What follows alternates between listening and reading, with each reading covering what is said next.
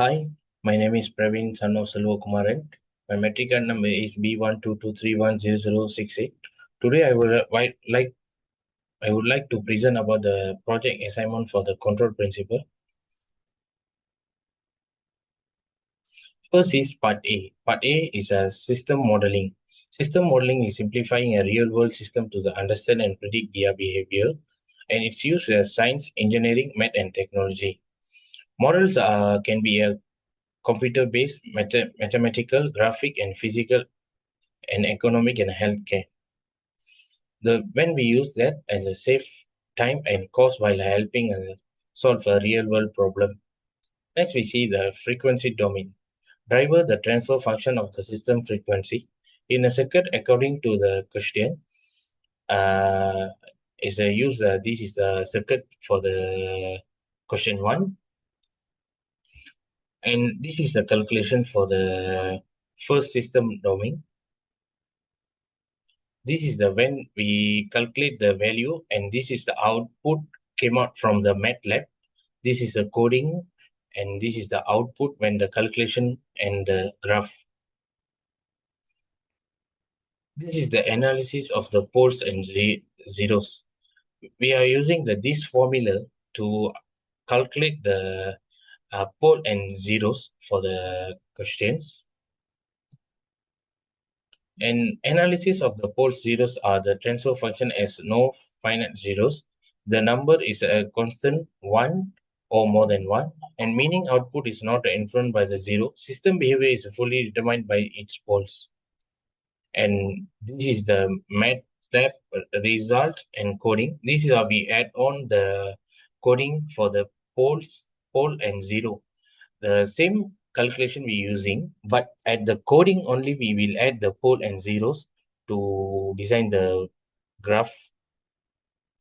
Secondly, we see about the conversion of the transfer function to the state space representation.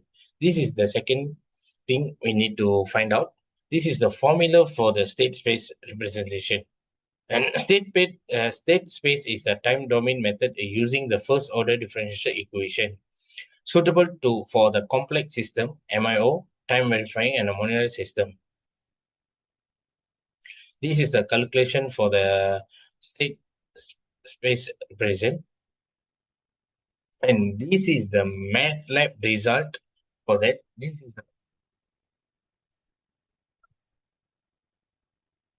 my friend.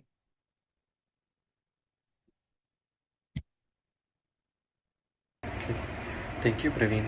Hi, my name is Ponresh Nadurai, matrix number B1223100345. Okay, this slide shows MATLAB results.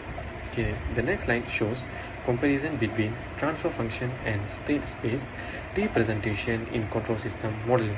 Definition: represent the input-output relationship in the Laplace frequency domain. Example: Gs equals to 1 over 8s square plus 4s plus 2. Okay, the next slide shows key features. Pole zero analysis shows system poles and zeros. Poles complex with negative real parts, stable system.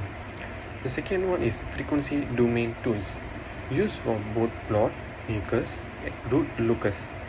Locus helps analyze gain, phase margins, and resonance. The third one is limitation, less suitable for MIMO systems or systems with internal nonlinear dynamics. Okay. The next slide shows state space representation.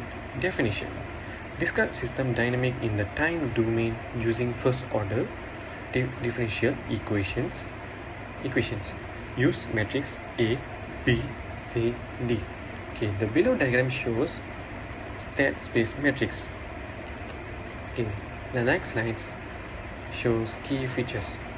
The first one is versatility, suitable for advanced control, LQR observers, Kalman filter, easily handles MIMO systems. The second one is time domain simulation, better for step impulse and initial condition response. Prefer in MATLAB or Simulink for accurate simulation. The third one is internal dynamics, provides access to internal state variables, helps monitor and control individual system components. Okay, the next slide shows a diagram, table, aspect, transfer function, state space representation. For aspect, domain, frequency Laplace domain, time domain, poles or zeros visibility, directly observable, not directly visible. Internal state access, not possible, fully accessible. Simulation, suitability, less accurate for complex system, more precise in numerical simulation. Modern control techniques, limited, fully supported. Okay, these are the frequency domain theoretical calculation. Okay, the next slide shows MATLAB result. This one also frequency domain theoretical calculation. The next one shows MATLAB result. Okay, conclusion of system modeling. The system was modeled using both transfer function and state space representation. Transfer function was derived and analyzed in the frequency domain. Analysis shows the system is stable and underdamped. Stability confirmed through unit step response and pole zero map. Transfer function was successfully converted into state space form. Simulation of both forms give consistent and accurate results. Confirms mathematical modeling is correct and both methods are equivalent. Both approaches are reliable for analyzing dynamic system behavior. Hi everyone, my name is Sithu Vinayagam. My metric card number is B12 33 10 33 0. I will now present part B of our assignment, which focus on controller design. In this section, we aim to enhance the performance of our control system by designing a suitable controller. The primary objective was to achieve a specific transient response, especially targeting a percent ownership of 24%.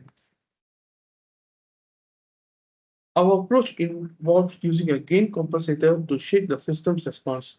We begin with the original transfer function. To improve system dynamics, we added a power amplifier defined as 10 over S plus 10 and applied a gain, which is K equals to 0.3. These additions were essential for adjusting the system's behavior in the frequency domain. Next, we calculated the damping ratio and phase margin to design a controller that meets our desired overshoot. To reach a 24% overshoot, we used the Perling equation. From this, we derived the necessary damping ratio and then computed the corresponding target phase margin using trigonometric relationships. These metrics helped us determine the precise frequency at which to apply gain adjustment. We used the MATLAB to simulate the design. First, we plotted the dot plot of the original system and identified the frequency at which the phase reached our target. When we calculated the required gain factor to achieve a 0 decibels gain margin at that frequency, the transfer function was then scaled using the gain. The result was a gain compensated system, which we simulated for unit step input. The step response of the compensated system showed excellent results. The system exhibited a percent overshoot very close to 24%, a smooth transient response, acceptable settling and rise times.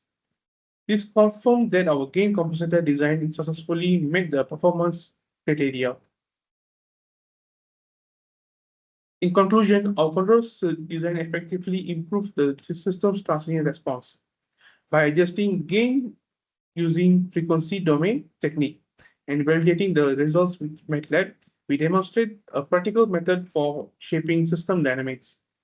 This section highlighted the importance of phase margin and damping ratio in controller design, reinforcing our understanding of frequency response methods.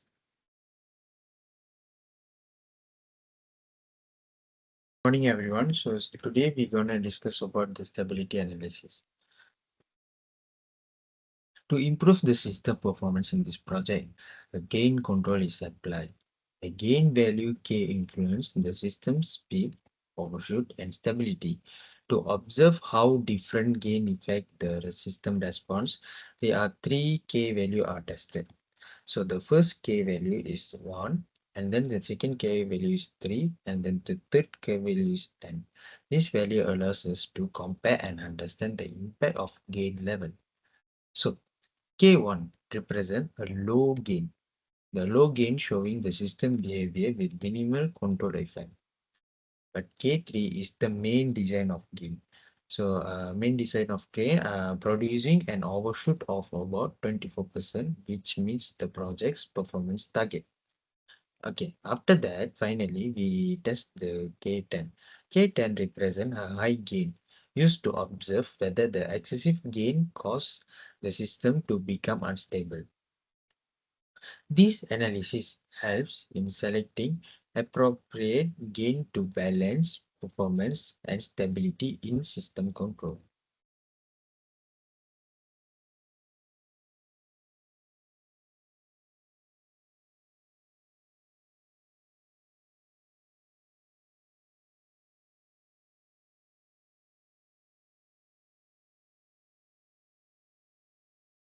So the next we're gonna see the calculation. So the open loop transfer function of our system is 10 divided by s power of 3 plus 6 s power of 2 plus 11s plus 6.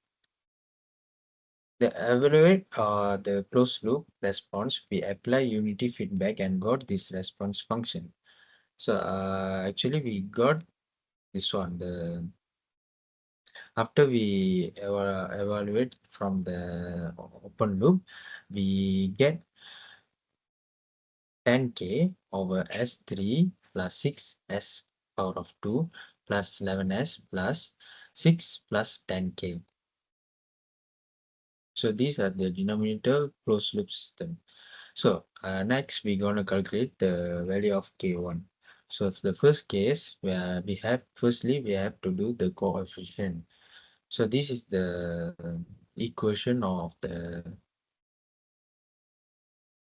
calculate K1, whether the system was stable or not stable. So s power of 3 plus x power of 2 plus 11s plus 6 plus 10 times with 1. The 1 is represent of the K value.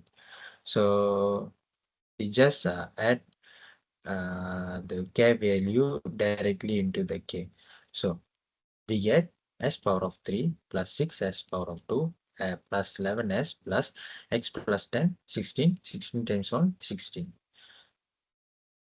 So after that, we do this table, the s power and first entry and second entry. So the s power of 3 equals represent 1 and 11. And then the s2 represents 6 and 16. But s1 6 times with 11 minus 1 times with 6.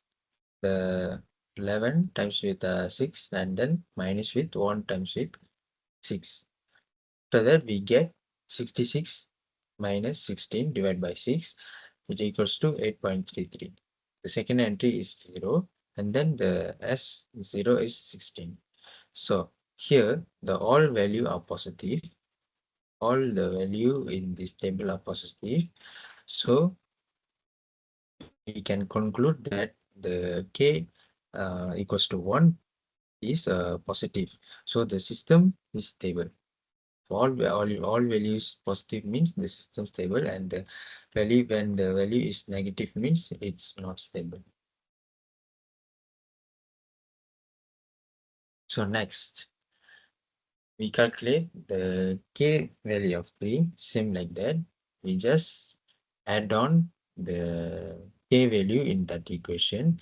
So s power of 3 plus x power of x 6 s power of 2 plus s 11 s plus 6 plus 10 times with 3 because the k value is 3.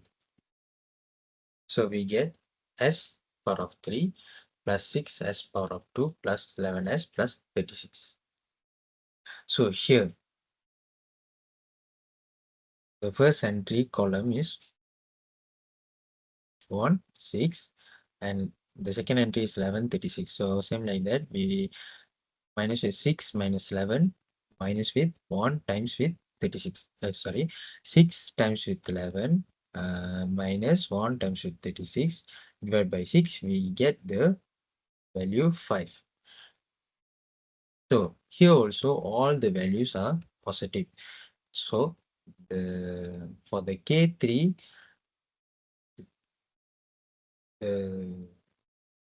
we get all the values are positive, so the system is stable. In case 3, K equals to 10.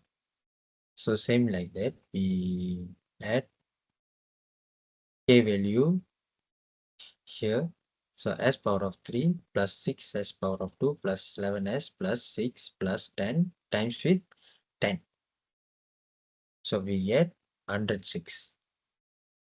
So here the power of 3, where we get first entry table and the second entry table. So first entry table we get 1 and then 6. The second entry table we get 11 and 106. Same like that. We times with 6 times with 11 minus 1 times with 106 divided by 6. So we get 40 over 6. So equals to negative 66. So we can see clearly, we can see here get the negative value. If we get negative value in first entry column means the system is not stable. If positive means stable and if negative means it's not stable.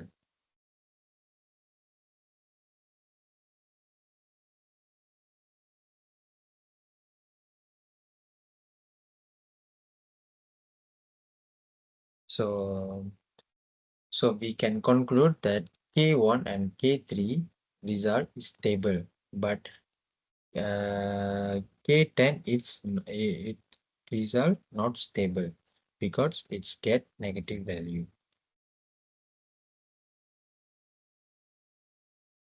So that's all from me. Thank you. In the conclusion, this assignment successfully reinforced the core concept of control systems engineering through a structured approach that included modeling, simulation, and control designing, and stability analysis. Students were able to show that they were skilled in using MATLAB to verify results, apply design constraints, and generate system characteristics. In addition, to improve the technical skills, the exercise made clear how crucial accurate mathematical tools are to maintaining system performance and dependability. In the end, this project was a useful practical learning opportunity that equipped students for more difficult control system design problems. That's all from us. Thank you.